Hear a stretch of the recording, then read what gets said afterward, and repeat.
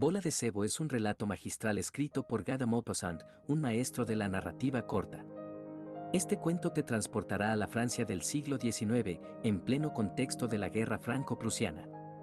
A través de su prosa exquisita, Maupassant te sumerge en la vida de un variado grupo de personajes que comparten un viaje en una diligencia. Ahora comencemos a leer. Durante muchos días consecutivos pasaron por la ciudad restos del ejército derrotado. Más que tropas regulares, parecían hordas en dispersión. Los soldados llevaban las barbas crecidas y sucias, los uniformes hechos jirones y llegaban con apariencia de cansancio, sin bandera, sin disciplina. Todos parecían abrumados y derrengados, incapaces de concebir una idea o de tomar una resolución, andaban solo por costumbre y caían muertos de fatiga en cuanto se paraban. Los más eran movilizados, hombres pacíficos, muchos de los cuales no hicieron otra cosa en el mundo que disfrutar de sus rentas, y los abrumaba el peso del fusil. Otros eran jóvenes voluntarios impresionables, prontos al terror y al entusiasmo, dispuestos fácilmente a huir o a cometer, y mezclados con ellos iban algunos veteranos aguerridos, restos de una división destrozada en un terrible combate, artilleros de uniforme oscuro, alineados con reclutas de varias procedencias, entre los cuales aparecía el brillante casco de algún dragón tardo en el andar, que seguía difícilmente la marcha ligera de los infantes. Compañías de francotiradores, bautizados con epítetos heroicos, los vengadores de la derrota, los ciudadanos de la tumba, los compañeros de la muerte, aparecían a su vez con aspecto de fascinerosos, capitaneados por antiguos almacenistas de paños o de cereales, convertidos en jefes gracias a su dinero, cuando no al tamaño de las guías de sus bigotes, cargados de armas, de abrigos y de galones, que hablaban con voz campanuda, proyectaban planes de campaña y pretendían ser los únicos cimientos. El único sostén de Francia agonizante, cuyo peso moral gravitaba por entero sobre sus hombros de fanfarrones, a la vez que se mostraban temerosos de sus mismos soldados, gentes del bronce, muchos de ellos valientes, y también forajidos y truhanes. Por entonces se dijo que los prusianos iban a entrar en Rouen. La Guardia Nacional, que desde 2 meses atrás practicaba con gran lujo de precauciones prudentes reconocimientos en los bosques vecinos, fusilando a veces a sus propios centinelas y aprestándose al combate cuando un conejo hacía crujir la hojarasca, se retiró a sus hogares. Las armas, los uniformes, todos los mortíferos arreos que hasta entonces derramaron el terror sobre las carreteras nacionales, entre leguas a la redonda, desaparecieron de repente. Los últimos soldados franceses acababan de atravesar el Sena buscando el camino de Pont-Audemer por Saint-Sever y Beauregard, y su general iba tras ellos entre 2 de sus ayudantes, a pie, desalentado porque no podía intentar nada con jirones de un ejército deshecho y enloquecido. Por el terrible desastre de un pueblo acostumbrado a vence y al presente vencido, sin gloria ni desquite, a pesar de su bravura legendaria. Una calma profunda, una terrible y silenciosa inquietud, abrumaron a la población. Muchos burgueses acomodados, entumecidos en el comercio, esperaban ansiosamente a los invasores, con el temor de que juzgasen armas de combate un asador y un cuchillo de cocina. La vida se paralizó, se cerraron las tiendas, las calles enmudecieron, de tarde en tarde un transeúnte, acobardado por aquel mortal silencio, al deslizarse rápidamente, rozaba el revoco de las fachadas. La zozobra, la incertidumbre, hicieron al fin desear que llegase, de una vez, el invasor. En la tarde del día que siguió a la marcha de las tropas francesas, aparecieron algunos ulanos, sin que nadie se diese cuenta de cómo ni por dónde, y atravesaron a galope la ciudad. Luego, una masa negra se presentó por Santa Catalina, en tanto que otras 2 oleadas de alemanes llegaba por los caminos de Darnetal y de Bois-Guillaume. Las vanguardias de los 3 cuerpos se reunieron a una hora fija en la plaza del ayuntamiento y por todas las calles próximas afluyó el ejército victorioso, desplegando sus batallones, que hacían resonar en el empedrado el compás de su paso rítmico y recio. Las voces de mando, chilladas guturalmente, repercutían a lo largo de los edificios, que parecían muertos y abandonados, mientras que detrás de los postigos entornados algunos ojos inquietos observaban a los invasores, dueños de la ciudad y de vidas y haciendas por derecho de conquista. Los habitantes, a oscuras en sus vivencias, sentían la desesperación que producen los cataclismos, los grandes trastornos asoladores de la tierra, contra los cuales toda precaución y toda energía son estériles.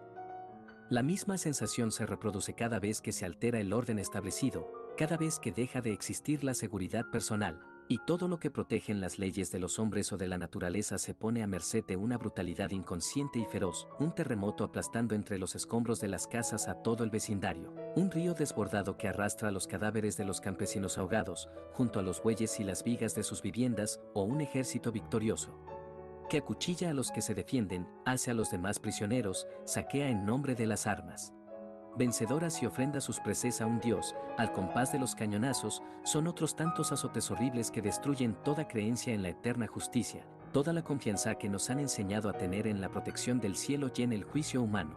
Se acercaba a cada puerta un grupo de alemanes y se alojaban en todas las casas. Después del triunfo, la ocupación. Los vencidos se veían obligados a mostrarse atentos con los vencedores.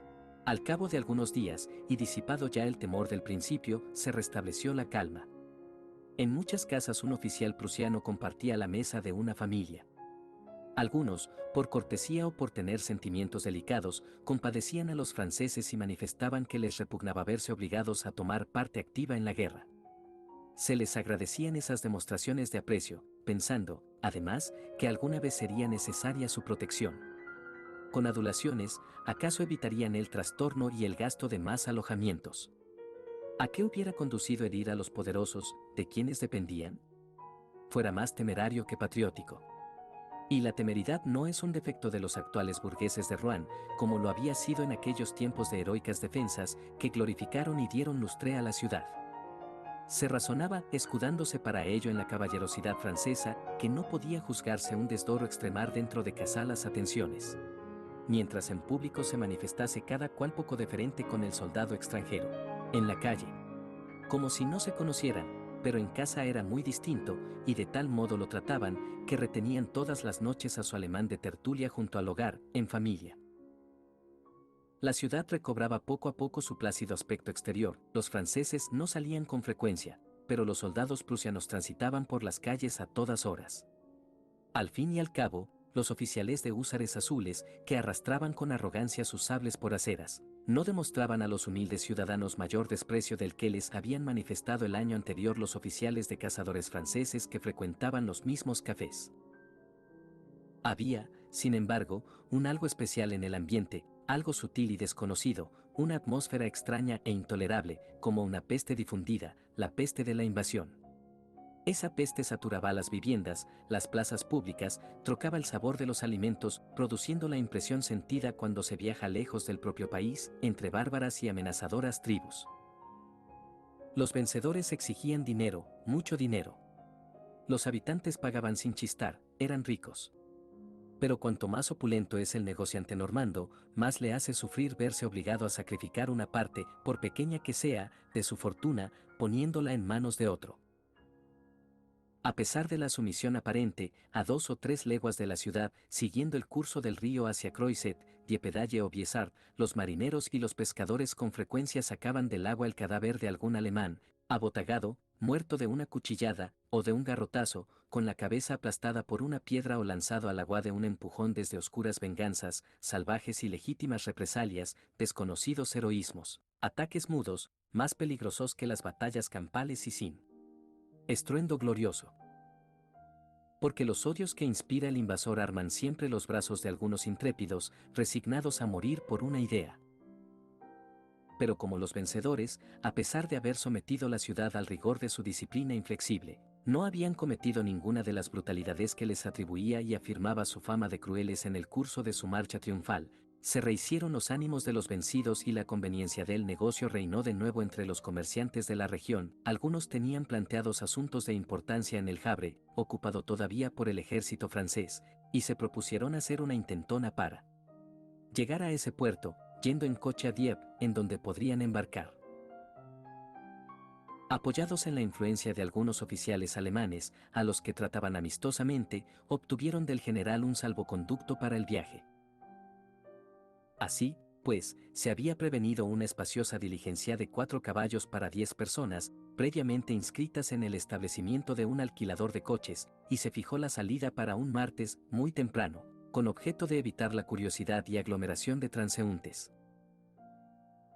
Días antes, las heladas habían endurecido ya la tierra, y el lunes, a eso de las 3, densos nubarrones empujados por un viento norte descargaron una tremenda nevada que duró toda la tarde y toda la noche. A eso de las 4:30 de la madrugada, los viajeros se reunieron en el patio de la posada normanda, en cuyo lugar debían tomar la diligencia. Llegaban muertos de sueño, y tiritaban de frío, arrebujados en sus mantas de viaje. Apenas se distinguían en la oscuridad, y la superposición de pesados abrigos daba el aspecto a todas aquellas personas de sacerdotes barrigudos, vestidos con sus largas sotanas. Dos de los viajeros se reconocieron, otro los abordó y hablaron. «Voy con mi mujer», dijo uno. «¿Y yo?». El primero añadió. «No pensamos volver a Rouen, y si los prusianos se acercan a El Havre, nos embarcaremos para Inglaterra». Los tres eran de naturaleza semejante y, sin duda, por eso tenían aspiraciones idénticas. Aún estaba el coche sin enganchar. Un farolito llevado por un mozo de cuadra, de cuando en cuando aparecía en una puerta oscura para desaparecer inmediatamente por otra. Los caballos herían con los cascos el suelo, produciendo un ruido amortiguado por la paja de sus camas, y se oía una voz de hombre dirigiéndose a las bestias, a intervalos razonable o blasfemadora. Un ligero rumor de cascabeles anunciaba el manejo de los arneses, cuyo rumor se convirtió bien pronto en un tintineo claro y continuo, regulado por los movimientos de una bestia, cesaba de pronto, y volvía a producirse con una brusca sacudida, acompañado por el ruido seco de las herraduras al chocar en las piedras. Cerróse de golpe la puerta. Cesó todo ruido. Los burgueses, helados, ya no hablaban, permanecían inmóviles y rígidos. Una espesa cortina de copos blancos se desplegaba continuamente, abrillantada y temblorosa, cubría la tierra, sumergiéndolo todo en una espuma helada, y solo se oía en el profundo silencio de la ciudad el roce vago, inexplicable, tenue, de la nieve al caer, sensación más que ruido, encruzamiento de átomos ligeros que parecen llenar el espacio, cubrir el mundo. El hombre reapareció con su linterna, tirando de un ronzal sujeto al morro de un rocín que le seguía de mala gana. Lo arrimó a la lanza, enganchó los tiros, dio varias vueltas en torno, asegurando los arneses, todo lo hacía con una sola mano, sin dejar el farol que llevaba en la otra. Cuando iba de nuevo al establo para sacar la segunda bestia, reparó en los inmóviles viajeros, blanqueados ya por la nieve, y les dijo: «¿Por qué no suben al coche y estarán resguardados al menos?». Sin duda no les había ocurrido, y ante aquella invitación se precipitaron a ocupar sus asientos. Los tres maridos instalaron a sus mujeres en la parte anterior y subieron. Enseguida, otras formas borrosas y arropadas fueron instalándose como podían, sin hablar ni una palabra. En el suelo del carruaje había una buena porción de paja, en la cual se hundían los pies. Las señoras que habían entrado primero llevaban caloríferos de cobre con carbón químico, y mientras lo preparaban, charlaron a media voz. Cambiaban impresiones acerca del buen resultado de aquellos aparatos y repetían cosas que de puro sabidas debieron tener olvidadas. Por fin, una vez enganchados en la diligencia 6 rocines en vez de 4, porque las dificultades aumentaban con el mal tiempo, una voz desde el pescante preguntó: «¿Han subido ya todos?». Otra contestó desde dentro: «Sí, no falta ninguno». Y el coche se puso en marcha.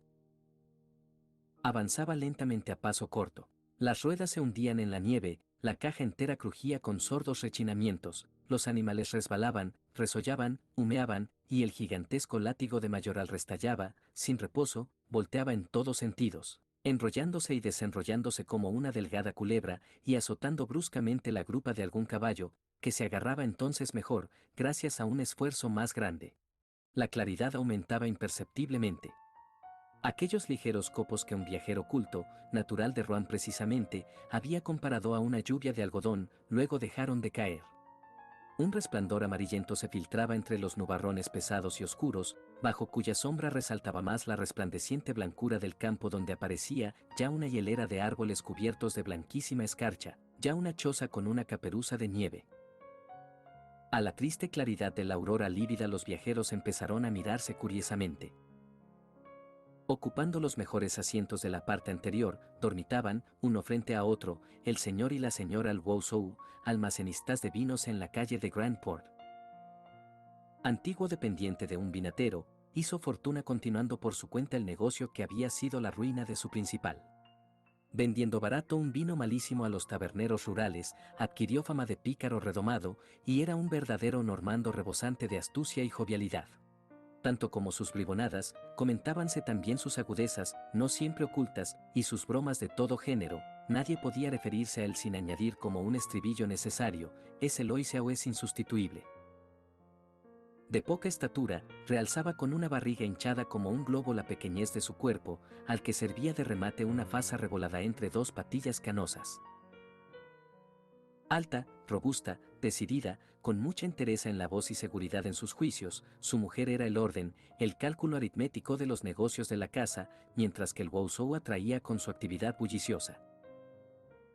Junto a ellos iban sentados en la diligencia, muy dignos, como vástagos de una casta elegida, el señor Carrel Amandón y su esposa. Era el señor Carrel Amandón un hombre acaudalado, enriquecido en la industria algodonera, dueño de 3 fábricas, caballero de la Legión de Honor y diputado provincial. Se mantuvo siempre contrario al imperio, y capitaneaba un grupo de oposición tolerante, sin más objeto que hacerse valer sus condescendencias cerca del gobierno, al cual había combatido siempre con armas corteses, que así calificaba él mismo su política. La señora Carrel Amadón, mucho más joven que su marido, era el consuelo de los militares distinguidos, mozos y arrogantes, que iban de guarnición a Rouen. Sentada junto a la señora del Wousou, menuda, bonita, envuelta en su abrigo de pieles, contemplaba con los ojos lastimosos el lamentable interior de la diligencia. Inmediatamente a ellos se hallaban instalados el conde y la condesa Hubert de Breville, descendientes de uno de los más nobles y antiguos linajes de Normandía. El conde, viejo aristócrata, de gallardo continente, hacía lo posible para exagerar, con los artificios de su tocado, su natural semejanza con el rey Enrique IV, el cual, según una leyenda gloriosa de la familia, gozó, dándole fruto de bendición, a una señora de Breville, cuyo marido fue, por esta honra singular, nombrado conde y gobernador de provincia. Colega del señor de Carrel Amadón en la Diputación Provincial, representaba en el departamento al partido orleanista. Su enlace con la hija de un humilde consignatario de Nantes fue incomprensible y continuaba pareciendo misterioso. Pero como la condesa lució desde un principio aristocráticas maneras, recibiendo en su casa con una distinción que se hizo proverbial, y hasta dio que decir sobre si estuvo en relaciones amorosas con un hijo de Luis Felipe, agasajáronla mucho las damas de más noble alcurnia. Sus reuniones fueron las más brillantes y encopetadas, las únicas donde se conservaron tradiciones de rancia etiqueta y en las cuales era difícil ser admitido. Las posesiones de los Brevilles producían, al decir de las gentes, unos 500.000 francos de renta. Por una casualidad imprevista, las señoras de aquellos 3 caballeros acaudalados, representantes de la sociedad serena y fuerte, personas distinguidas y sensatas, que veneran la religión y los principios, se hallaban juntas a un mismo lado, cuyos otros asientos ocupaban 2 monjas, que sin cesar hacían correr entre sus dedos las cuentas de los rosarios, desgranando Padre Nuestros y Ave Marías. Una era vieja, con el rostro descarnado, carcomido por la viruela, como si hubiera recibido en plena faz una perdigonada. La otra, muy endeble, inclinaba sobre su pecho de tísica una cabeza primorosa y febril, consumida por la fe devoradora de los mártires y de los iluminados.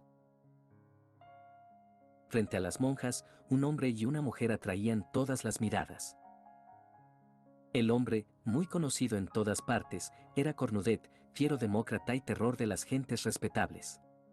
Hacía 20 años que salpicaba su barba rubia con la cerveza de todos los cafés populares. Había derrochado en francachelas una regular fortuna que le dejó su padre, antiguo confitero, y aguardaba con impaciencia el triunfo de la República, para obtener al fin el puesto merecido por los innumerables tragos que le impusieron sus ideas revolucionarias.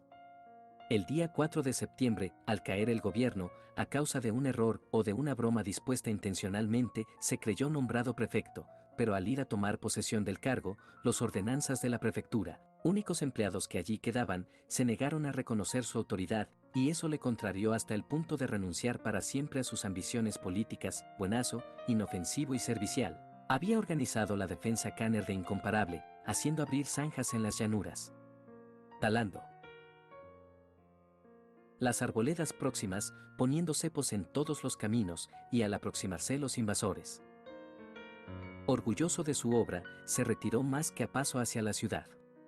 Luego, sin duda supuso que su presencia sería más provechosa en el Havre, necesitado tal vez de nuevos atrincheramientos. La mujer que iba a su lado era una de las que llaman galantes, famosa por su abultamiento prematuro, que le valió el sobrenombre de bola de cebo, de menos que mediana estatura, mantecosa, con las manos abotagadas y los dedos estrangulados en las falanges como rosarios de salchichas gordas y enanas, con una piel suave y lustrosa, con un pecho enorme, rebosante, de tal modo complacía su frescura, que muchos la deseaban porque les parecía su carne apetitosa. Su rostro era como manzanita colorada, como un capullo de amapola en el momento de reventar, eran sus ojos negros, magníficos, velados por grandes pestañas, y su boca provocativa, pequeña, húmeda, palpitante de besos, con unos dientecitos apretados, resplandecientes de blancura. Poseía también, a juicio de algunos, ciertas cualidades muy estimadas. En cuanto la reconocieron las señoras que iban en la diligencia, comenzaron a murmurar, y las frases vergüenza pública, mujer prostituida, fueron pronunciadas con tal descaro, que le hicieron levantar la cabeza.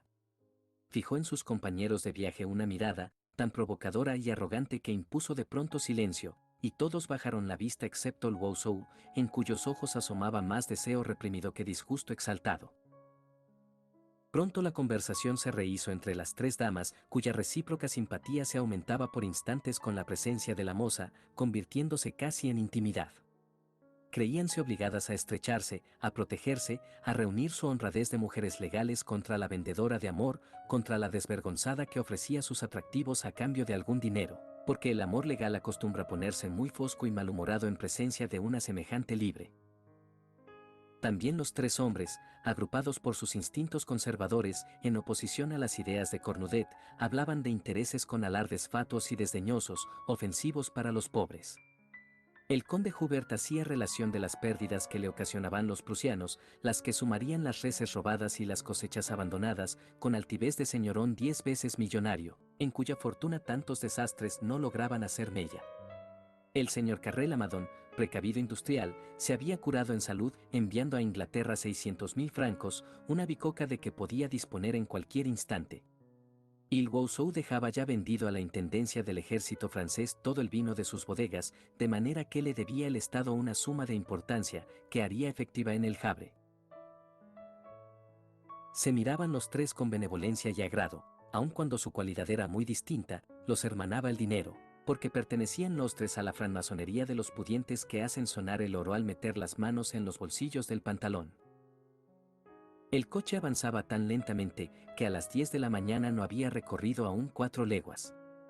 Se habían apeado varias veces los hombres para subir, haciendo ejercicio, algunas lomas comenzaron a intranquilizarse, porque salieron con la idea de almorzar en Touts, y no era ya posible que llegaran hasta el anochecer.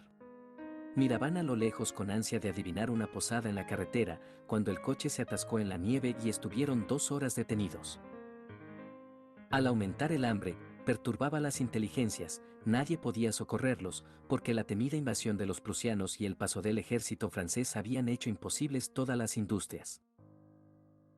Los caballeros corrían en busca de provisiones de cortijo, acercándose a todos los que veían próximos a la carretera, pero no pudieron conseguir ni un pedazo de pan, absolutamente nada, porque los campesinos, desconfiados y ladinos, ocultaban sus provisiones, temerosos de que al pasar el ejército francés, falto de víveres, cogiera cuanto encontrara.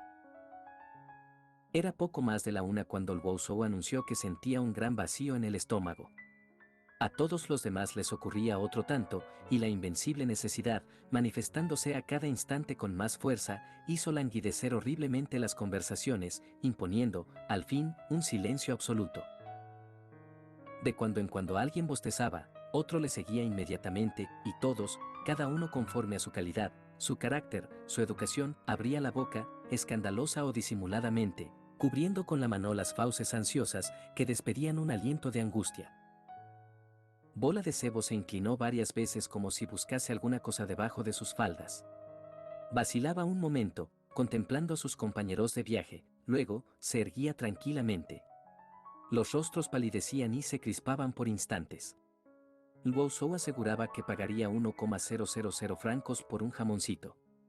Su esposa dio un respingo en señal de protesta, pero al punto se calmó. Para la señora era un martirio la sola idea de un derroche, y no comprendía que ni en broma se dijeran semejantes atrocidades. La verdad es que me siento desmayado, advirtió el conde. ¿Cómo es posible que no se me ocurriera traer provisiones? Todos reflexionaban de un modo análogo. Cornudet llevaba un frasquito de ron. Lo ofreció, y rehusaron secamente. Pero el Wousou, menos aparatoso, se decidió a beber unas gotas, y al devolver el frasquito, agradeció el obsequio con estas palabras. Al fin y al cabo, calienta el estómago y distrae un poco el hambre. Reanimóse y propuso alegremente que, ante la necesidad apremiante, debían, como los náufragos de la vieja canción, comerse al más gordo. Esta broma, en que se aludía muy directamente a Bola de Cebo, pareció de mal gusto a los viajeros bien educados, nadie la tomó en cuenta, y solamente Cornudet sonreía. Las dos monjas acabaron de mascullar oraciones, y con las manos hundidas en sus anchurosas mangas, permanecían inmóviles, bajaban los ojos obstinadamente y sin duda ofrecían al cielo el sufrimiento que les enviaba. Por fin, a las 3 de la tarde, mientras la diligencia atravesaba llanuras interminables y solitarias, lejos de todo poblado, Bola de Cebo se inclinó, resueltamente, para sacar de debajo del asiento una cesta. Tomó primero un plato de fina loza, luego, un vasito de plata y después, una fiambrera donde había 2 pollos asados, ya en trozos, y cubiertos de gelatina, aún dejó en la cesta otros manjares y golosinas, todo ello apetitoso y envuelto cuidadosamente, pasteles, queso, frutas, las provisiones dispuestas para un viaje de 3 días, con objeto de no comer en las posadas. 4 botellas asomaban el cuello entre los paquetes. Bola de Cebo cogió un ala de pollo y se puso a comerla, con mucha pulcritud, sobre medio panecillo de los que llaman regencias en Normandía. El perfume de las viandas estimulaba el apetito de los otros y agravaba la situación, produciéndoles abundante saliva y contrayendo sus mandíbulas dolorosamente. Rayó en ferocidad el desprecio que a las viajeras inspiraba la moza, la hubieran asesinado, la hubieran arrojado por una ventanilla con su cubierto, su vaso de plata y sus sastre y provisions. Pero el Wousou devoraba con los ojos la fiambrera de los pollos. Y dijo: la señora fue más precavida que nosotros. Hay gentes que no descuidan jamás ningún detalle. Bola de Cebo hizo un ofrecimiento amable. ¿Usted gusta? ¿Le apetece algo, caballero? Es penoso pasar todo un día sin comer. El Wousou hizo una reverencia de hombre agradecido. Francamente, acepto, el hambre obliga mucho. La guerra es la guerra, ¿no es cierto, señora? Y lanzando en torno una mirada, prosiguió: en momentos difíciles como el presente, consuela encontrar almas generosas. Llevaba en el bolsillo un periódico y lo extendió sobre sus muslos para no mancharse los pantalones. Con la punta de un cortaplumas pinchó una pata de pollo muy lustrosa, recubierta de gelatina, le dio un bocado, y comenzó a comer tan complacido que aumentó con su alegría la desventura de los demás, que no pudieron reprimir un suspiro angustioso. Con palabras cariñosas y humildes, Bola de Cebo propuso a las monjitas que tomaran algún alimento. Las dos aceptaron sin hacerse rogar, y con los ojos bajos, se pusieron a comer deprisa, después de pronunciar a media voz una frase de cortesía. Tampoco se mostró esquivo Cornudet a las insinuaciones de la moza, y con ella y las monjitas, teniendo un periódico sobre las rodillas de los 4, formaron, en la parte posterior del coche, una especie de mesa donde servirse. Las mandíbulas trabajaban sin descanso, abríanse y cerrábanse las bocas hambrientas y feroces. El Wousou, en un rinconcito, se despachaba muy a su gusto, queriendo convencer a su esposa para que se decidiera a imitarle. Resistíase la señora, pero, al fin, víctima de un estremecimiento doloroso con floreos retóricos, pidióle permiso a su encantadora compañera de viaje para servir a la dama una tajadita. Bola de Cebo se apresuró a decir: cuanto usted guste. Y sonriéndole con amabilidad, le alargó la fiambrera. Al destaparse la primera botella de Burdeos, se presentó un conflicto, solo había un vaso de plata. Se lo iban pasando uno al otro, después de restregar el borde con una servilleta. Cornudet, por galantería, sin duda, quiso aplicar sus labios donde los había puesto la moza. Envueltos por la satisfacción ajena y sumidos en la propia necesidad, ahogados por las emanaciones provocadoras y excitantes de la comida, el conde y la condesa de Breville y el señor y la señora de Carrelandon padecieron el suplicio espantoso que ha inmortalizado el nombre de Tántalo.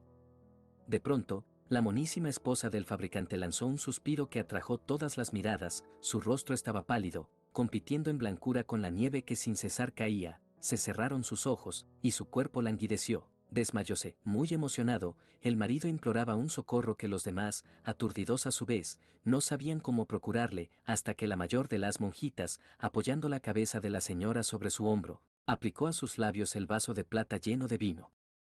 La enferma se repuso, abrió los ojos, volvieron sus mejillas a colorearse y dijo, sonriente, que se hallaba mejor que nunca, pero lo dijo con la voz desfallecida. Entonces la monjita, insistiendo para que agotara el burdeos que había en el vaso, advirtió. Es hambre, señora, es hambre lo que tiene usted. Bola de Cebo, desconcertada, ruborosa, dirigiéndose a los 4 viajeros que no comían, balbució. Yo les ofrecería con mucho gusto. Pero se interrumpió, temerosa de ofender con sus palabras la susceptibilidad exquisita de aquellas nobles personas. Lwousou completó la invitación a su manera, librando de apuro a todos. Caracoles. Hay que amoldarse a las circunstancias, ¿no somos hermanos todos los hombres, hijos de Adán, criaturas de Dios?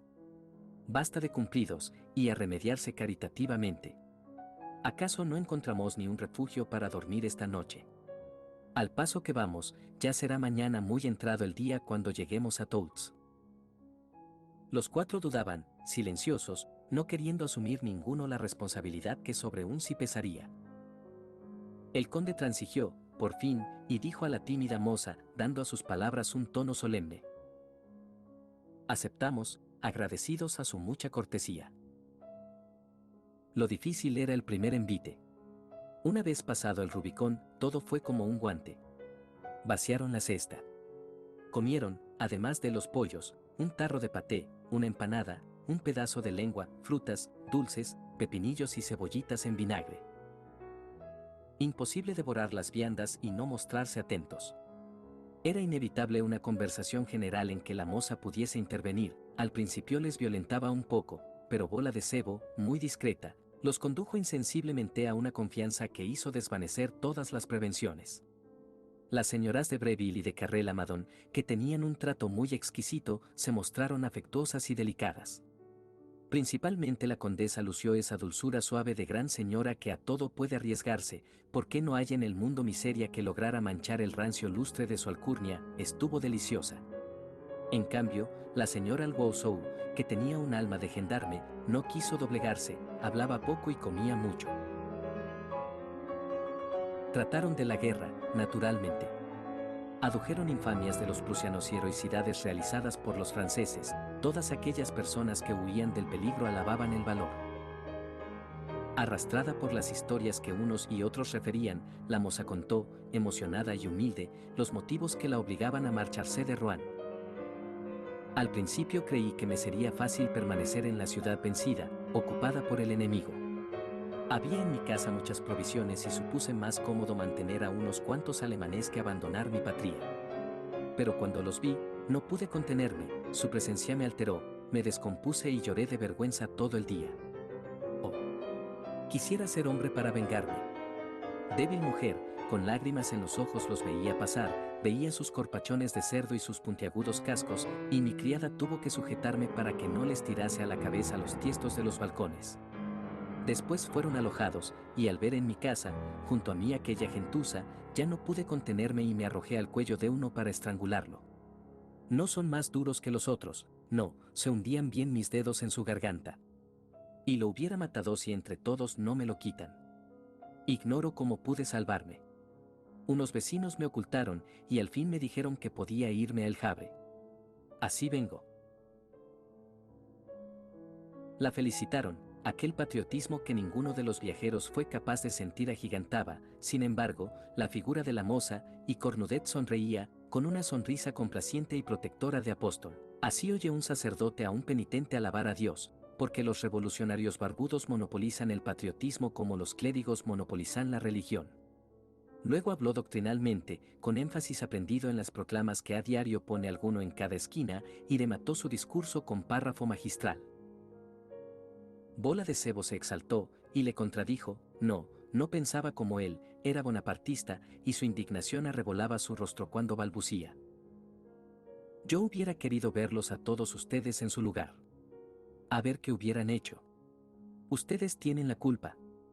El emperador es su víctima. Con un gobierno de gandules como ustedes, daría gusto vivir. Pobre Francia. Cornudet, impasible, sonreía desdeñosamente, pero el asunto tomaba ya un cariz alarmante cuando el conde intervino, esforzándose por calmar a la moza exasperada. Lo consiguió a duras penas y proclamó, en frases corteses, que son respetables todas las opiniones. Entretanto, la condesa y la esposa del industrial, que profesaban a la república el odio implacable de las gentes distinguidas y reverenciaban con instinto femenil a todos los gobiernos altivos y despóticos, involuntariamente sentíanse atraídas hacia la prostituta, cuyas opiniones eran semejantes a las más prudentes y encopetadas. Se había vaciado la cesta. Repartida entre 10 personas, aún pareció escasez o abundancia, y casi todas lamentaron prudentemente que no hubiera más. La conversación proseguía, menos animada desde que no hubo nada que engullir. Cerraba la noche. La oscuridad era cada vez más densa, y el frío, punzante, penetraba y estremecía el cuerpo de Bola de Cebo, a pesar de su gordura. La señora condesa de Breville le ofreció su rejilla, cuyo carbón químico había sido renovado ya varias veces, y la moza se lo agradeció mucho, porque tenía los pies helados. Las señoras Carrelandon y Wousou corrieron las suyas hasta los pies de las monjas. El mayoral había encendido los faroles, que alumbraban con vívido resplandor las ancas de los jamelgos, y a uno y otro lado la nieve del camino parecía desenrollarse bajo los reflejos temblorosos. En el interior del coche nada se veía, pero de pronto se pudo notar un manoteo entre Bola de Cebo y Cornudet. Wousou, que disfrutaba de una vista penetrante, creyó advertir que el hombre barbudo apartaba rápidamente la cabeza para evitar el castigo de un puño cerrado y certero. En el camino aparecieron unos puntos luminosos. Llegaban a Touts, por fin. Después de 14 horas de viaje, la diligencia se detuvo frente a la posada del comercio. Abrieron la portezuela y algo terrible hizo estremecer a los viajeros. Eran los tropezones de la vaina de un sable encerreando contra las losas, al punto se oyeron unas palabras dichas por el alemán. La diligencia se había parado y nadie se apeaba, como si temieran que los acuchillasen al salir. Se acercó a la portezuela el mayoral con un farol en la mano, y alzando el farol, alumbró súbitamente las 2 hileras de rostros pálidos, cuyas bocas abiertas y cuyos ojos turbios denotaban sorpresa y espanto. Junto al mayoral, recibiendo también el chorro de luz, aparecía un oficial prusiano, joven, excesivamente delgado y rubio, con el uniforme ajustado como un corsé, ladeada la gorra de plato que le daba el aspecto recadero de fonda inglesa, muy largas y tiesas las guías del bigote que disminuían indefinidamente hasta rematar en un solo pelo rubio, tan delgado que no era fácil ver dónde terminaba, parecían tener las mejillas tirantes con su peso, violentando también las cisuras de la boca. En francés alsaciano indicó a los viajeros que se apearan. Las 2 monjitas, humildemente, obedecieron las primeras con una santa docilidad propia de las personas acostumbradas a la sumisión. Luego, el conde y la condesa, enseguida, el fabricante y su esposa. Wousou hizo pasar delante a su cara mitad y al poner los pies en tierra, dijo al oficial: «Buenas noches, caballero». El prusiano, insolente como todos los poderosos, no se dignó contestar. Bola de Cebo y Cornudet, aun cuando se hallaban más próximos a la portezuela que todos los demás, se apearon los últimos, erguidos y altaneros en presencia del enemigo. La moza trataba de contenerse y mostrarse tranquila, el revolucionario se resobaba la barba rubicunda con mano inquieta y algo temblona. Los dos querían mostrarse dignos, imaginando que representaba cada cual su patria en situaciones tan desagradables, y de modo semejante, fustigados por la frivolidad acomodaticia de sus compañeros. La moza estuvo más altiva que las mujeres honradas, y el otro, decidido a dar ejemplo, reflejaba en su actitud la misión de indómita resistencia que ya lució al abrir zanjas, talar bosques y minar caminos. Entraron en la espaciosa cocina de la posada, y el prusiano, después de pedir el salvoconducto firmado por el general en jefe, donde constaban los nombres de todos los viajeros y se detallaba su profesión y estado, lo examinó detenidamente, comparando las personas con las referencias escritas. Luego dijo, en tono brusco: «Está bien». Y se retiró. Respiraron todos. Aún tenían hambre y pidieron de cenar. Tardarían media hora en poder sentarse a la mesa, y mientras las criadas hacían los preparativos, los viajeros curioseaban las habitaciones que les destinaban. Abrían sus puertas a un largo pasillo, al extremo del cual una mampara de cristales raspados lucía un expresivo número.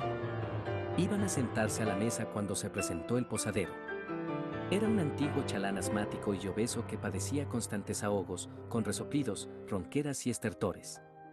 De su padre había heredado el nombre de Follembie. Al entrar hizo esta pregunta: ¿la señorita Isabelle Rousset? Bola de Cebo, sobresaltándose, dijo: «¿Qué ocurre?» «Señorita, el oficial prusiano quiere hablar con usted ahora mismo». «¿Para qué?» «Lo ignoro, pero quiere hablarle». «Es posible. Yo, en cambio, no quiero hablar con él». Hubo un momento de preocupación. Todos pretendían adivinar el motivo de aquella orden. El conde se acercó a la moza. «Señorita, es necesario reprimir ciertos ímpetus. Una intemperancia por parte de usted podría originar trastornos graves. No se debe nunca resistir a quien puede aplastarnos. La entrevista no revestirá importancia y, sin duda, tiene por objeto aclarar algún error deslizado en el documento». Los demás se adhirieron a una opinión tan razonable, instaron, suplicaron, sermonearon y, al fin, la convencieron, porque todos temían las complicaciones que pudieran sobrevenir. La moza dijo: «Lo hago solamente por complacerlos a ustedes».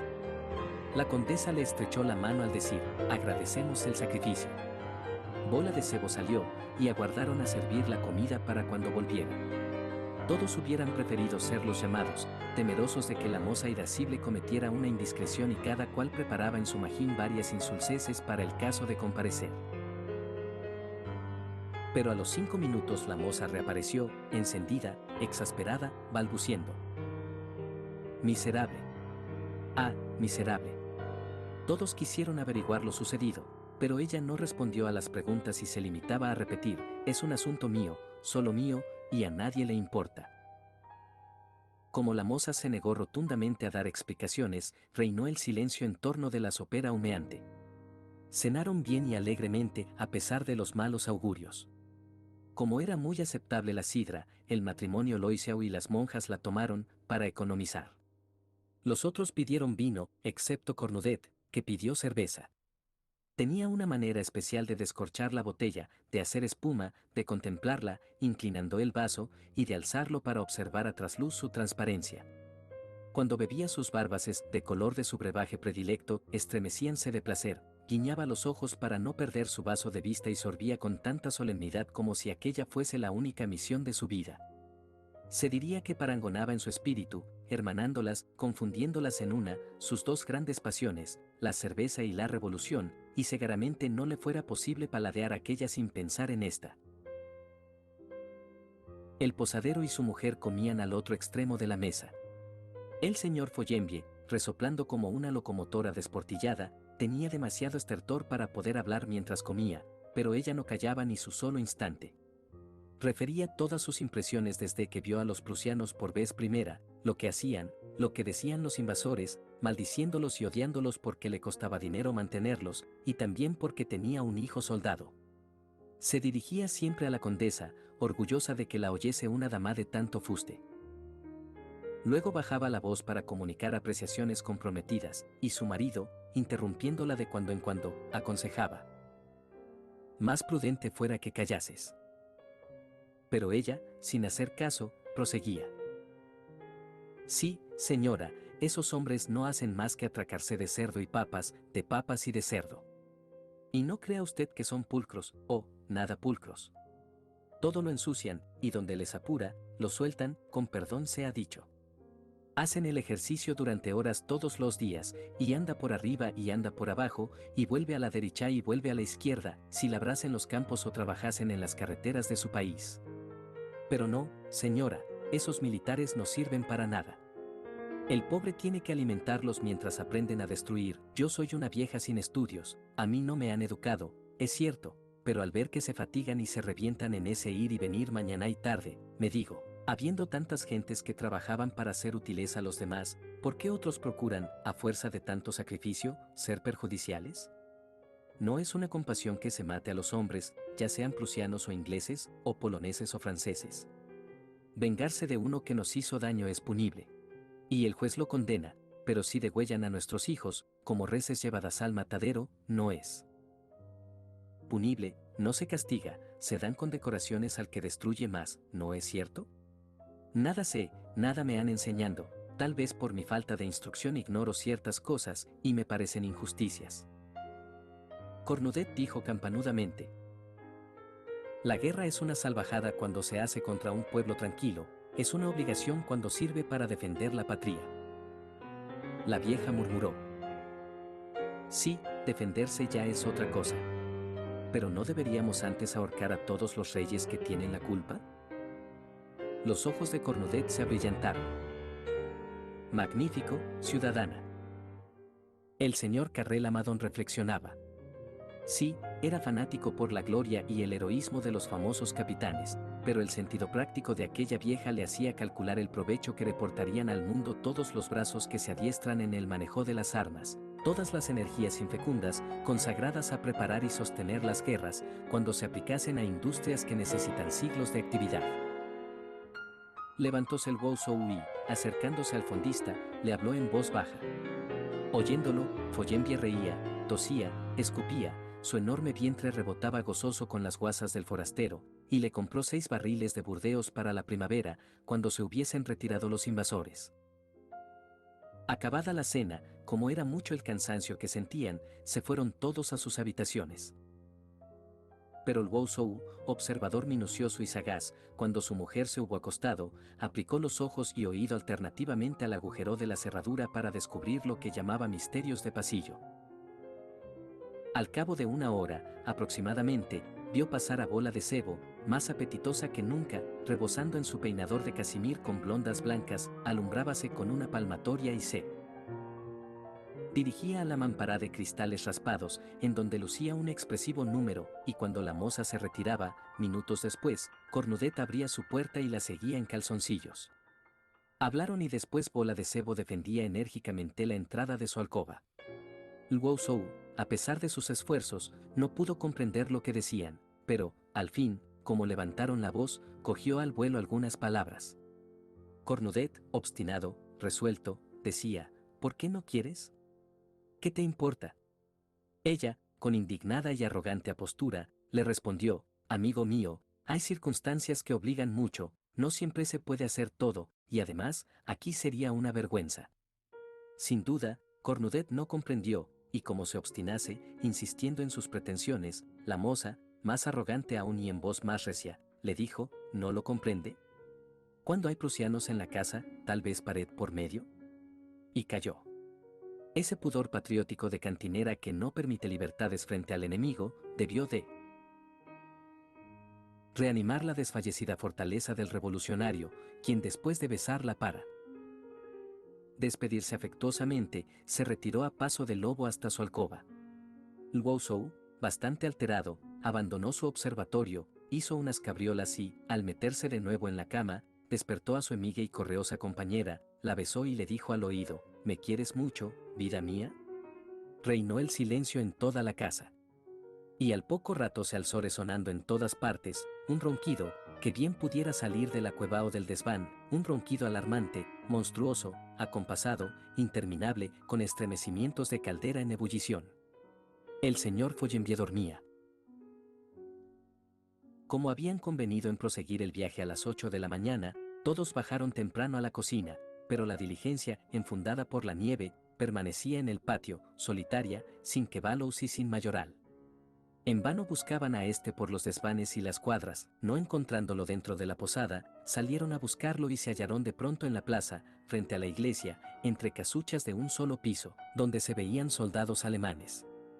Uno pelaba papas, otro, muy barbudo y grandote, acariciaba a una criaturita de pecho que lloraba y la mecía sobre sus rodillas para que se calmase o se durmiese, y las campesinas, cuyos maridos y cuyos hijos estaban en las tropas de la guerra, indicaban por signos a los vencedores, obedientes, los trabajos que debían hacer: cortar leña, encender lumbre, moler café. Uno lavaba la ropa de su patrona, pobre vieja impedida. El conde, sorprendido, interrogó al sacristán, que salía del presbiterio. El acartonado murciélago le respondió: «Ah, esos no son dañinos, creo que no son prusianos, vienen de más lejos, ignoro de qué país, y todos han dejado en su pueblo un hogar, una mujer, unos hijos. La guerra no los divierte, juraría que también sus familias lloran mucho, que también se perdieron sus cosechas por la falta de brazos, que allí como aquí, amenaza una espantosa miseria a los vencedores como a los vencidos. Después de todo, en este pueblo no podemos quejarnos, porque no maltratan a nadie y nos ayudan trabajando como si estuvieran en su casa. Ya ve usted, caballero, entre los pobres hay siempre caridad, son los ricos los que hacen las guerras crueles». Cornudet, indignado por la recíproca y cordial condescendencia establecida entre vencedores y vencidos, volvió a la posada, porque prefería encerrarse aislado en su habitación a ver tales oprobios. Lwousou tuvo, como siempre, una frase oportuna y graciosa: «repueblan», y el señor Carré Lamadon pronunció una solemne frase: «restituyen». Pero no encontraban al mayoral. Después de muchas indagaciones, lo descubrieron sentado tranquilamente, con el ordenanza del oficial prusiano, en una taberna. El conde lo interrogó: «¿No le habían mandado enganchar a las 8? «Sí, pero después me dieron otra orden». «¿Cuál?» «No enganchar». «¿Quién?» «El comandante prusiano».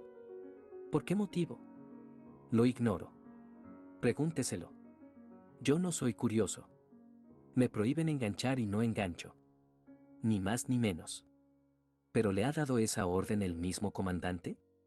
«No, el posadero, en su nombre». «¿Cuándo?»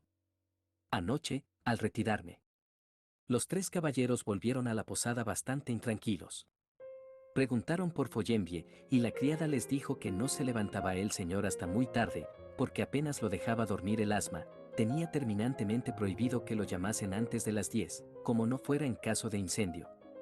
Quisieron ver al oficial, pero tampoco era posible, aun cuando se hospedaba en la casa, porque únicamente Follenvie podía tratar con él de sus asuntos civiles.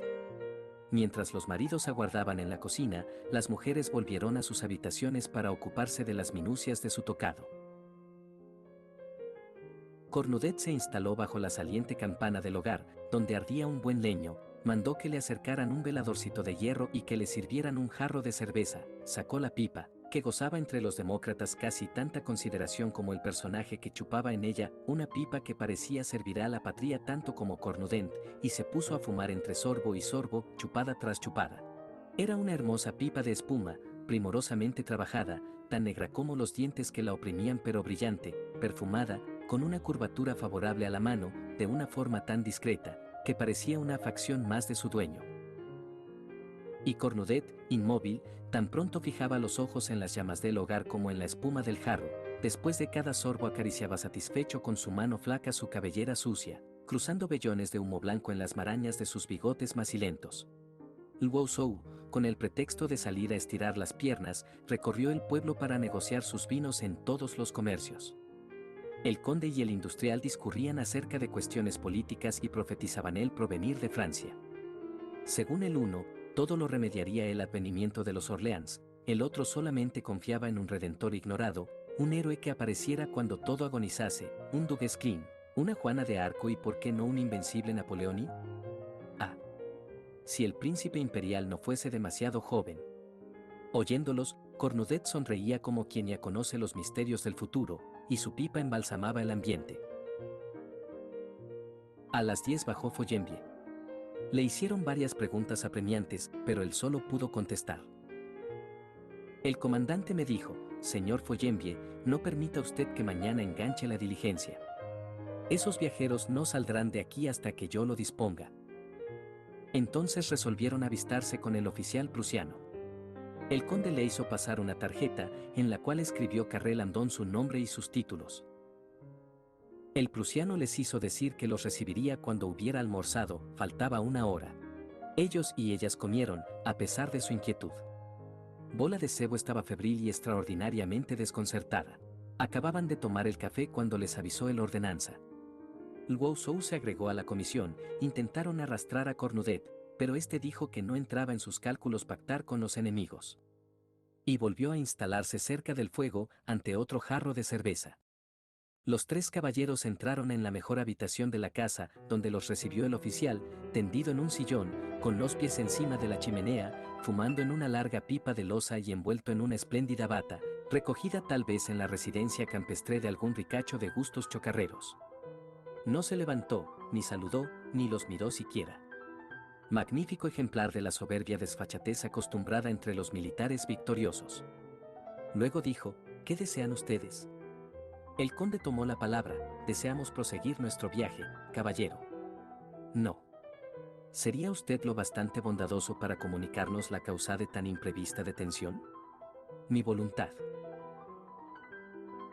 Me atrevo a recordarle, respetuosamente, que traemos un salvoconducto firmado por el general en jefe, que nos permite llegar a Dieppe. Y supongo que nada justifica tales rigores. Nada más que mi voluntad. Pueden ustedes retirarse. Hicieron una reverencia y se retiraron. La tarde fue desastrosa, no sabían cómo explicar el capricho del prusiano y les preocupaban las ocurrencias más inverosímiles, todos en la cocina se torturaban imaginando cuál pudiera ser el motivo de su detención. ¿Los conservarían como rehenes? ¿Por qué? ¿Los llevarían prisioneros? ¿Pedirían por su libertad un rescate de importancia? El pánico los enloqueció, los más ricos se amilanaban con ese pensamiento, se creían ya obligados, para salvar la vida en aquel trance, a derramar tesoros entre las manos de un militar insolente.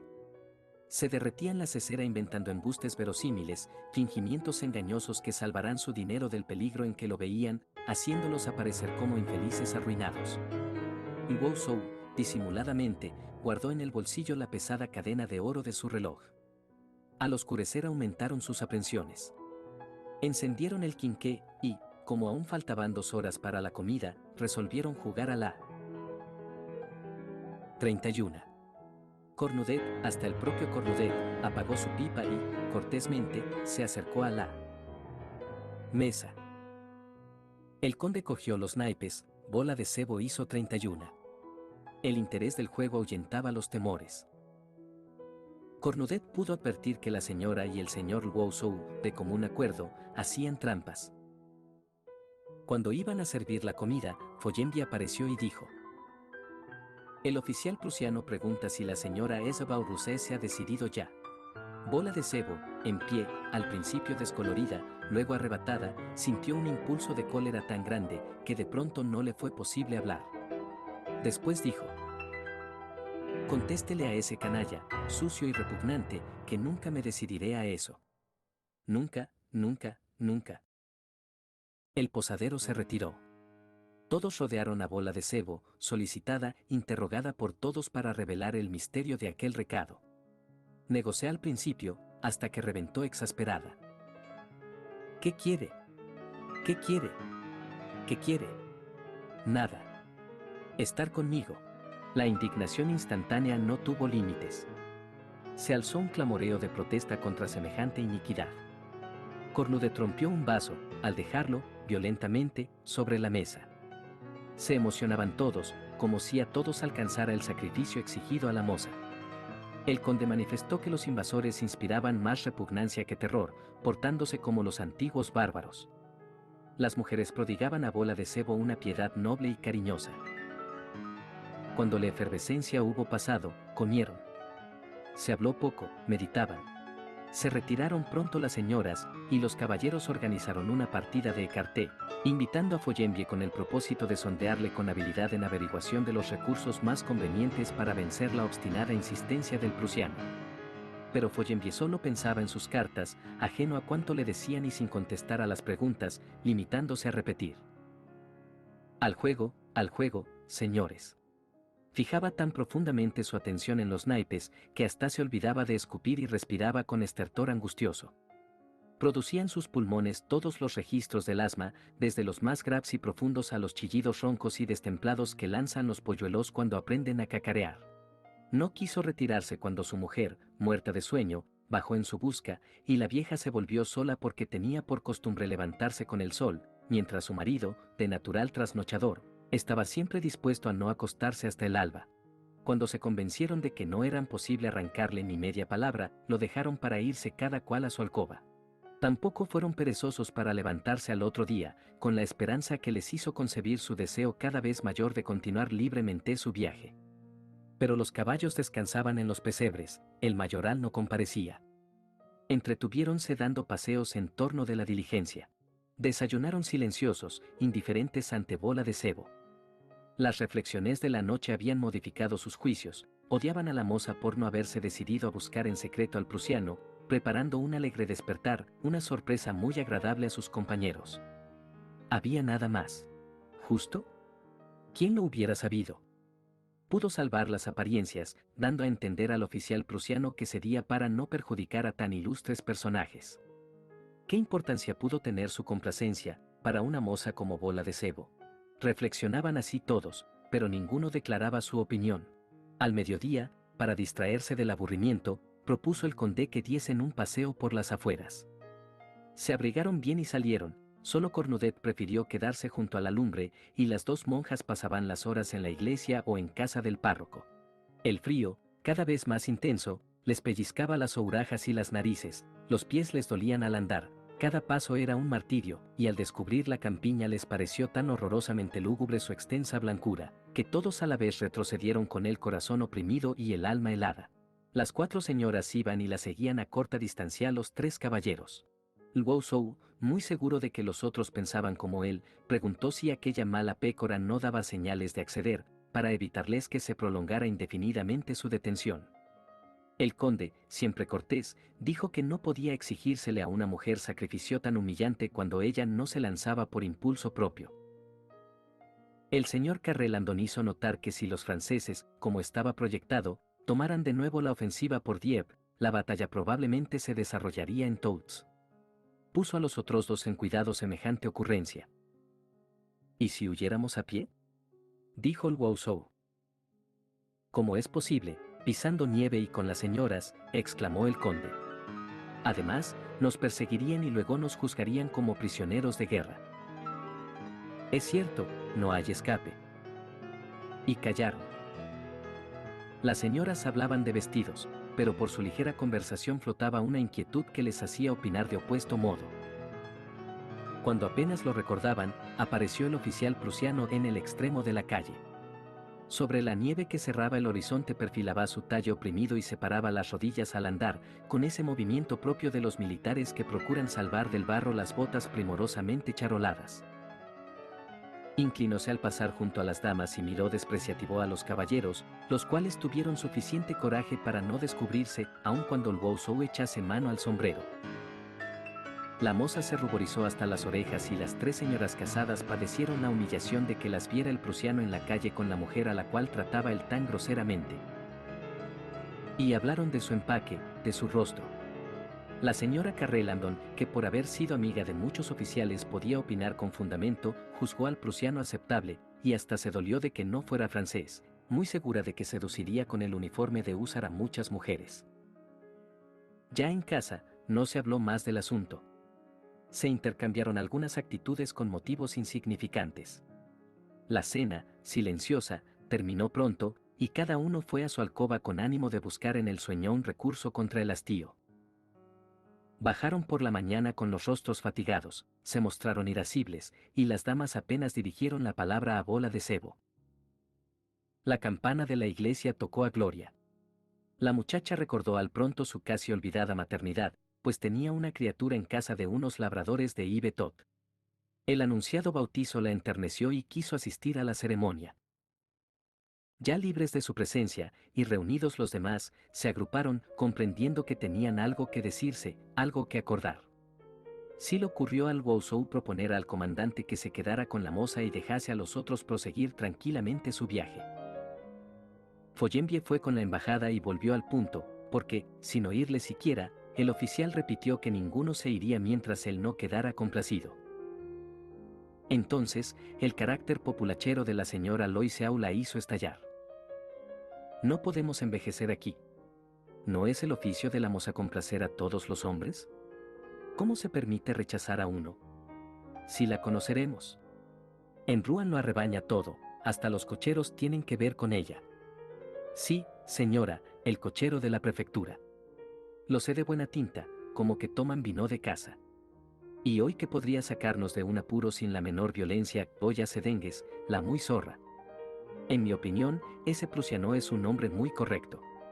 Ha vivido sin trato de mujeres muchos días, hubiera preferido, seguramente, a cualquiera de nosotras, pero se contenta, para no abusar de nadie, con la que pertenece a todo el mundo. Respeta el matrimonio y la virtud, cuando es el amo, el señor. Le bastaría decir, esta quiero y obligar a viva fuerza, entre soldados, a la elegida. Estremeciéronse las damas.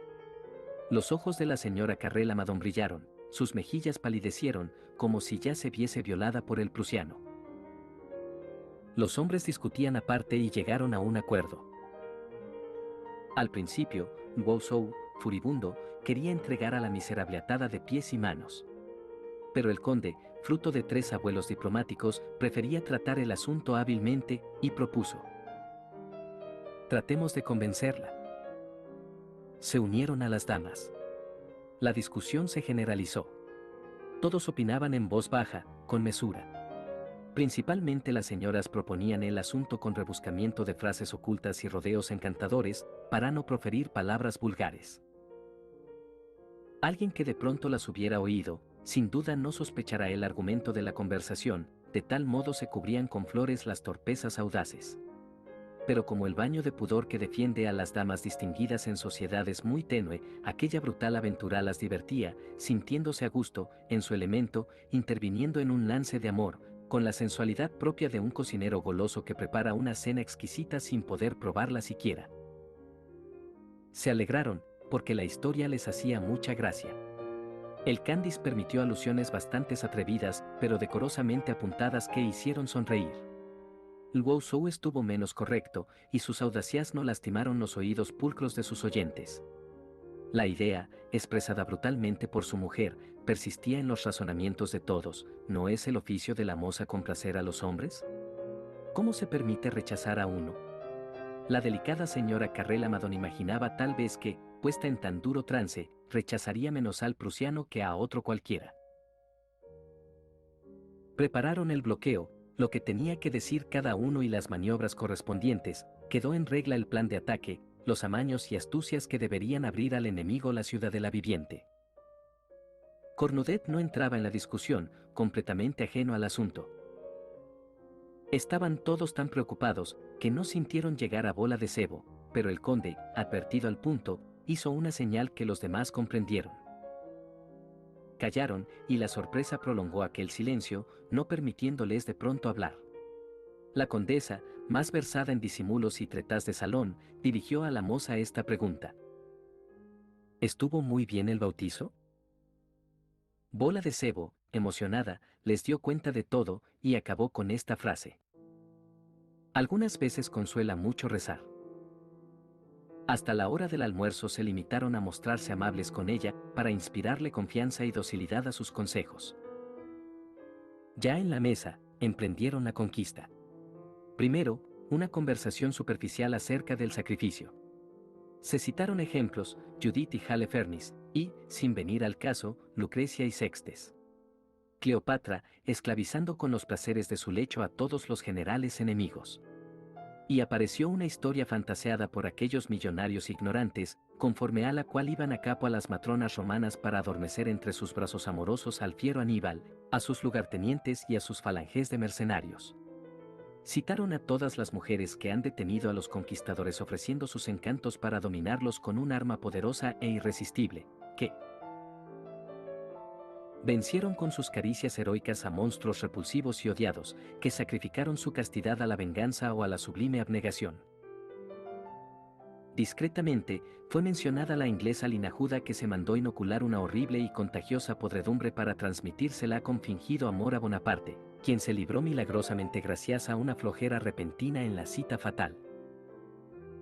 Y todo se decía con delicadeza y moderación, ofreciéndose de cuando en cuando el entusiástico elogio que provocase la curiosidad heroica.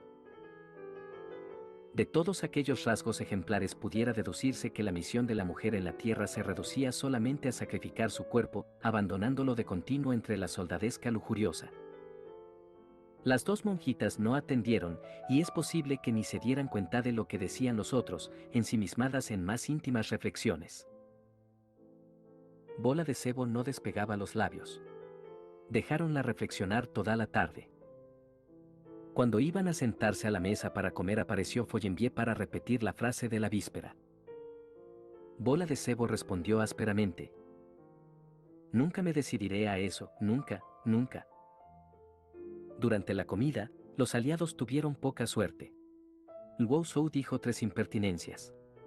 Se devanaban los sesos para descubrir nuevas heroicidades y griegas sin que saltase al paso ninguna, cuando la condesa, tal vez sin premeditarlo, sintiendo una irresistible comezón de rendir a la iglesia un homenaje, se dirigió a una de las monjas, la más respetable por su edad, y le rogó que refiriese algunos actos heroicos de la historia de los santos que habían cometido excesos criminales para humanos ojos y apetecidos por la divina piedad, que los juzgaba conforme a la intención, sabedora de que se ofrecían a la gloria de Dios o a la salud y provecho del prójimo.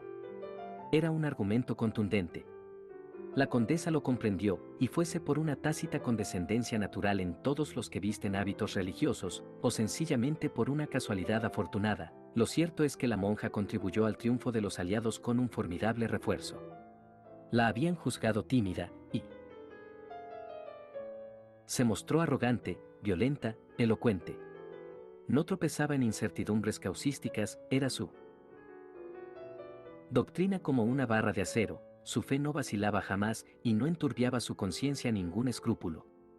Le parecía sencillo el sacrificio de Abraham, también ella hubiese matado a su padre y a su madre por obedecer un mandato divino, y, en su concepto, nada podía desagradar al Señor cuando las intenciones eran laudables. Aprovechando la condesa tan favorable argumentación de su improvisada cómplice, la condujo a parafrasear un edificante axioma, el fin justifica los medios, con esta pregunta. ¿Supone usted, hermana, que Dios acepta cualquier camino y perdona siempre, cuando la intención es honrada? ¿Quién lo duda, señora? Un acto punible puede, con frecuencia, ser meritorio por la intención que lo inspire. Y continuaron así discurriendo acerca de las decisiones recónditas que atribuían a Dios, porque los suponían interesado en sucesos que, a la verdad, no deben importarle mucho. La conversación, así encarrilada por la condesa, tomó un giro hábil y discreto.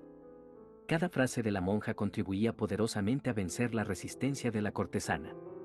Luego, apartándose del asunto ya de sobra repetido, la monja hizo mención de varias fundaciones de su orden, habló de la superiora, de sí misma, de la hermana San Sulpicio, su acompañante. Iban llamadas a El Havre para asistir a cientos de soldados con viruela. Detalló las miserias de tan cruel enfermedad, lamentándose de que, mientras inútilmente las retenía el capricho de un oficial prusiano, algunos franceses podían morir en el hospital, faltos de auxilio. Su especialidad fue siempre asistir al soldado. Estuvo en Crimea, en Italia, en Austria y al referir azares de la guerra, se mostraba de pronto como una hermana de la caridad belicosa y entusiasta, solo nacida para recoger heridos en lo más recio del combate, una especie de Sor María Rataplan, cuyo rostro descarnado y descolorido era la imagen de las devastaciones de la guerra. Cuando hubo terminado, el silencio de todos afirmó la oportunidad de sus palabras. Después de cenar se fue cada cual a su alcoba, y al día siguiente no se reunieron hasta la hora del almuerzo. La condesa propuso, mientras almorzaban, que debieran ir de paseo por la tarde. Y el conde, que llevaba del brazo a la moza en aquella excursión, se quedó rezagado. Todo estaba convenido. En tono paternal, franco y un poquito displicente, propio de un hombre serio que se dirige a un pobre ser, la llamó niña, con dulzura, desde su elevada posición social y su honradez indiscutible, y sin preámbulo se metió de lleno en el asunto. ¿Prefiere vernos aquí víctimas del enemigo y expuestos a sus violencias, a las represalias que seguirían indudablemente a una derrota? ¿Lo prefiere usted a doblegarse a una liberalidad muchas veces por usted consentida? La moza callaba. El conde insistía, razonable y atento, sin dejar de ser el señor conde, muy galante con afabilidad, hasta con ternura si la frase lo exigía, exaltó la importancia del servicio y el imborrable agradecimiento. Después comenzó a tutearla de pronto, alegremente: no seas tirana, permite al infeliz que se vanaglorie de haber gozado a una criatura como no debe haberla en su país. La moza, sin despegar los labios, fue a reunirse con el grupo de señoras. Ya en casa se retiró a su cuarto, sin comparecer ni a la hora de la comida. La esperaban con inquietud. ¿Qué decidiría? Al presentarse Follenvie, dijo que la señorita Isabel se hallaba indispuesta, que no la esperasen. Todos aguzaron el oído. El candi se acercó al posadero y le preguntó en voz baja: ¿ya está? Sí. Por decoro no preguntó más, hizo una mueca de satisfacción dedicada a sus acompañantes, que respiraron satisfechos, y se reflejó una retozona sonrisa en los rostros. Lwousou no pudo contenerse: caramba. Convido champaña para celebrarlo. Y se le amargaron a la señora Lwousou aquellas alegrías cuando apareció Follenvie con 4 botellas. Mostrándose a cual más comunicativo y bullicioso, rebosaba en sus almas un goce fecundo. El conde advirtió que la señora Carrel Amadón era muy apetecible, y el industrial tuvo frases insinuantes para la condesa. La conversación chisporroteaba, graciosa, vivaracha, jovial. De pronto, Lwousou, con los ojos muy abiertos y los brazos en alto, aulló: silencio. Todos callaron estremecidos. Chest. Y arqueaba mucho las cejas para imponer atención. Al poco rato dijo con suma naturalidad: tranquilícense. Todo va como una seda. Pasado el susto, le rieron la gracia. Luego repitió la broma. Chest. Y cada 15 minutos insistía. Como si hablara con alguien del piso alto, daba consejos de doble sentido, producto de su ingenio de comisionista, ponía de pronto la cara larga, y suspiraba al decir: pobrecita. O mascullaba una frase rabiosa: prusiano asqueroso. Cuando estaban distraídos, gritaban: no más. No más. Y como si reflexionase, añadía entre dientes: con tal que volvamos a verla y no la haga morir, el miserable. A pesar de ser aquellas bromas de gusto deplorable, divertían a los que las toleraban y a nadie indignaron, porque la indignación, como todo, es relativa y conforme al medio en que se produce. Y allí respiraban un aire infestado por todo género de malicias impúdicas. Al fin, hasta las damas hacían alusiones ingeniosas y discretas: se había bebido mucho, y los ojos encandilados chisporroteaban. El conde, que hasta en sus abandonos conservaba su respetable apariencia, tuvo una graciosa oportunidad, comparando su goce al que pueden sentirlos exploradores polares, bloqueados por el hielo, cuando ven abrirse un camino hacia el sur. Lwousou, alborotado, levantóse a brindar. Por nuestro rescate. En pie, aclamaban todos, y hasta las monjitas, cediendo a la general alegría, humedecían sus labios en aquel vino espumoso que no habían probado jamás. Les pareció algo así como limonada gaseosa, pero más fino. Lwousou advertía: que lastima. Si hubiera un piano podríamos bailar un rigodón. Cornudet, que no había dicho ni media palabra, hizo un gesto desapacible. Parecía sumergido en pensamientos graves, y de cuando en cuando estirábase las barbas con violencia, como si quisiera alargarlas más aún. Hacia medianoche, al despedirse, Lwousou, que se tambaleaba, le dio un manotazo en la barriga, tartamudeando: ¿no está usted satisfecho? ¿No se le ocurre decir nada? Cornudet, erguido el rostro y encarado con todos, como si quisiera retratarlos con una mirada terrible, respondió: sí, por cierto. Se me ocurre decir a ustedes que han fraguado una canallada. Se levantó y se fue repitiendo: una canallada. Era como un jarro de agua. Lwousou quedóse confundido, pero se repuso con rapidez, soltó la carcajada y exclamó: están verdes, para usted, están verdes. Como no le comprendían, explicó los misterios del pasillo, entonces rieron desaforadamente, parecían locos de júbilo. El conde y el señor Carrel Amadón lloraban de tanto reír. ¡Qué historia! Era increíble. ¿Pero está usted seguro? Tan seguro. Como que lo vi. Y ella se negaba. Por la proximidad vergonzosa del prusiano. ¿Es cierto? Ciertísimo. Pudiera jurarlo. El conde se ahogaba de risa, el industrial tuvo que sujetarse con las manos el vientre, para no estallar. Luo Shou insistía, y ahora comprenderán ustedes que no le divierta lo que pasa esta noche. Reían sin fuerzas ya, fatigados, aturdidos. Acabó la tertulia. Felices noches. La señora Luo Shou, que tenía el carácter como una ortiga, hizo notar a su marido, cuando se acostaban, que la señora Carrel Amadón, la muy fantasmona, rió de mala gana, porque pensando en lo de arriba se le pusieron los dientes largos. El uniforme las vuelve locas. Francés o prusiano, ¿qué más da? Mientras haya galones. Dios mío. Es una vergüenza cómo está el mundo.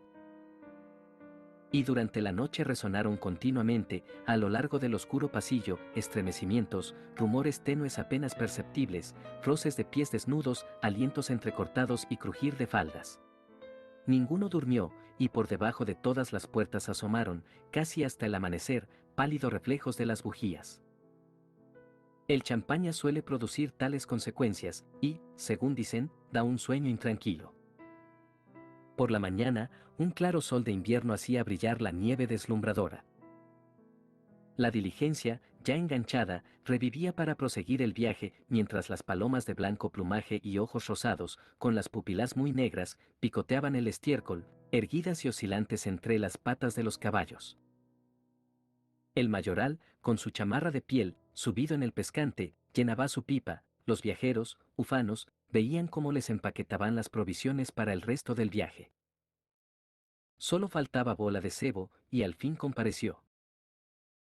Se presentó algo inquieta y avergonzada. Cuando se detuvo para saludar a sus compañeros, hubiérase dicho que ninguno la veía, que ninguno reparaba en ella. El conde ofreció el brazo a su mujer para alejarla de un contacto impuro. La moza quedó aturdida, pero sacando fuerzas de flaqueza, dirigió a la esposa del industrial un saludo humildemente pronunciado.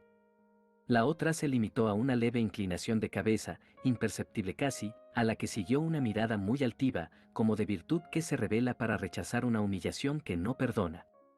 Todos parecían violentados y despreciativos a la vez, como si la moza llevara una infección purulenta que pudiera comunicárseles. Fueron acomodándose ya en la diligencia, y la moza entró después de todos para ocupar su asiento. Como si no la conocieran. Pero la señora Luo Shou la miraba de reojo, sobresaltada, y dijo a su marido, menos mal que no estoy a su lado. El coche arrancó. Proseguían el viaje. Al principio nadie hablaba. Bola de Cebo no se atrevió a levantar los ojos. Sentíase a la vez indignada contra sus compañeros, arrepentida por haber cedido a sus peticiones y manchada por las caricias del prusiano, a cuyos brazos la empujaron todos hipócritamente. Pronto la condesa, dirigiéndose a la señora Carrelandon, puso fin al silencio angustioso. ¿Conoce usted a la señora de Trelles? Vaya. Es amiga mía. ¡Qué mujer tan agradable! Sí, es encantadora, excepcional. Todo lo hace bien, toca el piano, canta, dibuja, pinta. Una maravilla. El industrial hablaba con el conde, y confundidas con el estrepitoso crujir de cristales, hierros y maderas, oíanse algunas de sus palabras: cupón, vencimiento, prima, plazo. Luo Shou, que había escamoteado los naipes de la posada, engrasados por 3 años de servicio. Sobre mesas nada limpias, comenzó a jugar al besique con su mujer. Las monjitas, agarradas al grueso rosario pendiente de su cintura, hicieron la señal de la cruz, y de pronto sus labios, cada vez más presurosos, en un suave murmullo, parecían haberse lanzado a una carrera de oremus. De cuando en cuando besaban una medallita, se persignaban de nuevo y proseguían su especie de gruñir continuo y rápido. Cornudet, inmóvil, reflexionaba. Después de 3 horas de camino, Luo Shou, recogiendo las cartas, dijo: «Hace hambre». Y su mujer alcanzó un paquete atado con un ramante, del cual sacó un trozo de carne asada. Lo partió en rebanadas finas, con pulso firme, y ella y su marido comenzaron a comer tranquilamente. Un ejemplo digno de ser imitado, advirtió la condesa. Y comenzó a desenvolver las provisiones preparadas para los 2 matrimonios. Venían metidas en un cacharro de los que tienen para pomo en la tapadera una cabeza de liebre, indicando su contenido, un suculento pastelón de liebre, cuya carne sabrosa, hecha picadillo, estaba cruzada por collares de fina manteca y otras agradables añadiduras. Un buen pedazo de queso, liado en un papel de periódico, lucía la palabra sucesos en una de sus caras. Las monjitas comieron una longaniza que olía mucho a especias y cornudet. Sumergiendo ambas manos en los bolsillos de su gabán, sacó de uno de ellos 4 huevos duros y del otro un panecillo, mondó uno de los huevos, dejando caer en el suelo el cascarón y partículas de yema sobre sus barbas. Bola de cebo, en la turbación de su triste despertar, no había dispuesto ni pedido merienda, y exasperada, iracunda, veía cómo sus compañeros mascaban plácidamente. Al principio la crispó un arranque tumultuoso de cólera, y estuvo a punto de arrojar sobre aquellas gentes un chorro de injurias que le venían a los labios, pero tanto era su desconsuelo, que su congoja no le permitió hablar.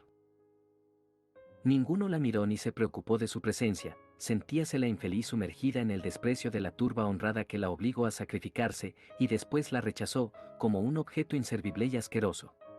No pudo menos de recordar su hermosa cesta de provisiones devoradas por aquellas gentes, los 2 pollos bañados en su propia gelatina, los pasteles y la fruta, y las 4 botellas de Burdeos. Pero sus furores se dieron de pronto, como una cuerda tirante que se rompe, y sintió pujos de llanto. Hizo esfuerzos terribles para vencerse, irguióse, tragó sus lágrimas como los niños, pero asomaron al fin a sus ojos y rodaron por sus mejillas. Una tras otra, cayeron lentamente, como las gotas de agua que se filtran a través de una piedra, y rebotaban en la curva oscilante de su pecho. Mirando a todos resuelta y valiente, pálido y rígido el rostro, se mantuvo erguida, con la esperanza de que no la vieran llorar. Pero advertida la condesa, hizo al conde una señal. Se encogió de hombros el caballero, como si quisiera decir, no es mía la culpa. La señora Alwousou, con una sonrisita maliciosa y triunfante, susurró. Se avergüenza y llora. Las monjitas reanudaron su rezo después de envolver en papel el sobrante de longaniza.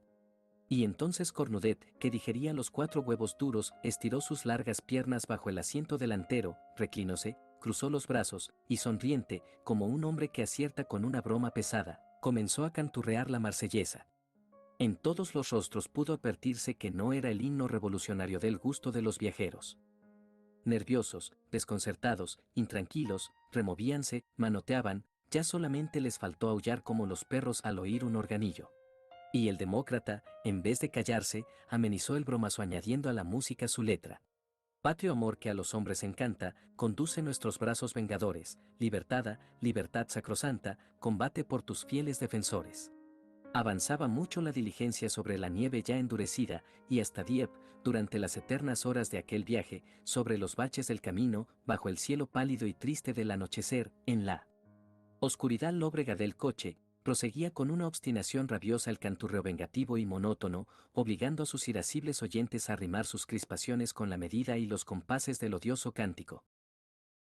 Y la moza lloraba sin cesar, a veces un sollozo, que no podía contener, se mezclaba con las notas del himno entre las tinieblas de la noche. Fin.